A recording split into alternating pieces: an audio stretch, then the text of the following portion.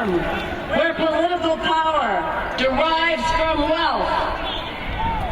This is a great opportunity to become more human beings and base our politics on compassion and love and not economics. This is the moment to be more than we have been, to look around and see that together we are stronger, and our nation, therefore, is stronger. Valdemar Valdez of the Foreign Labor Organization Committee took on Campbell Soup, and he won. They took on the North Carolina growers, and they won. And now he is taking on R.J. Reynolds Tobacco. These are his words. It's okay if it's impossible. The object is not to win. The object is to do the right and the good thing.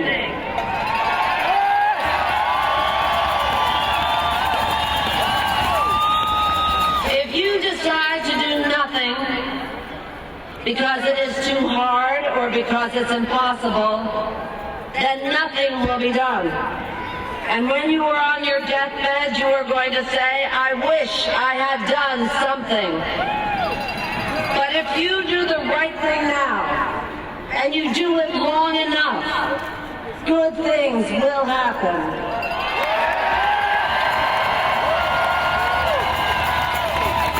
Good things are already happening because of you here today. You have given me hope, and I thank you from the bottom of my heart.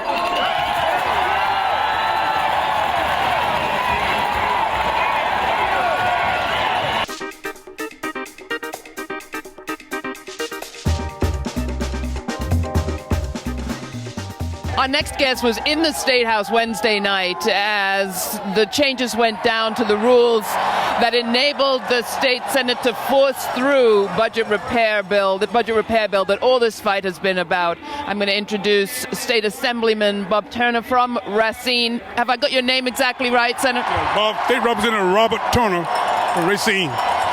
What was the scene Wednesday night? Well, Wednesday night, it was just chaotic.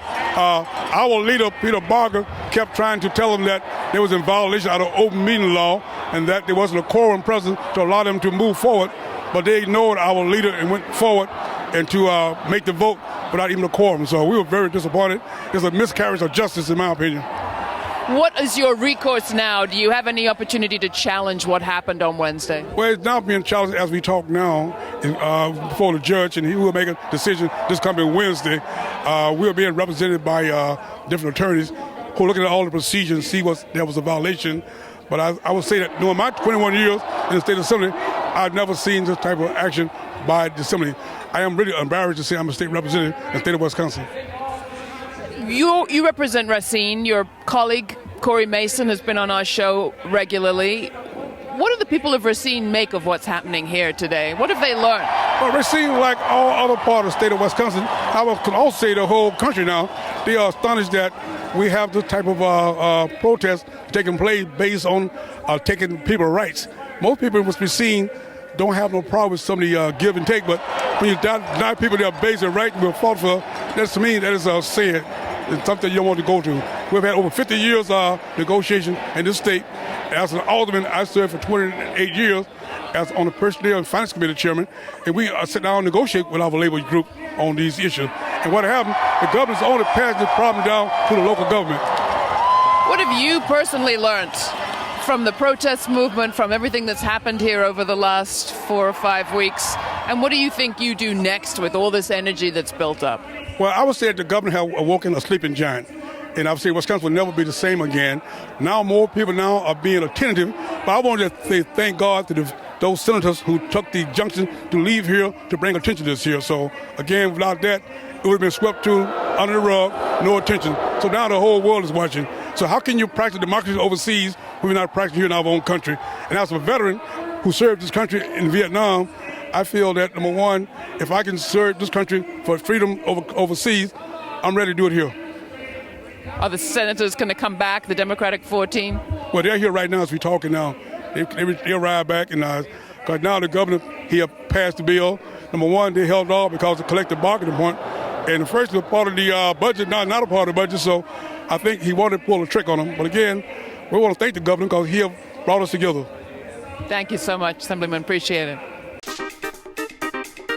Enjoy GRITtv? Want more people to see it? Well, we are making our show available free to public television stations. We need your help to express your opinion. If you'd like to see the show where you live on public television, call your local station and ask for GRITtv with Laura Flanders.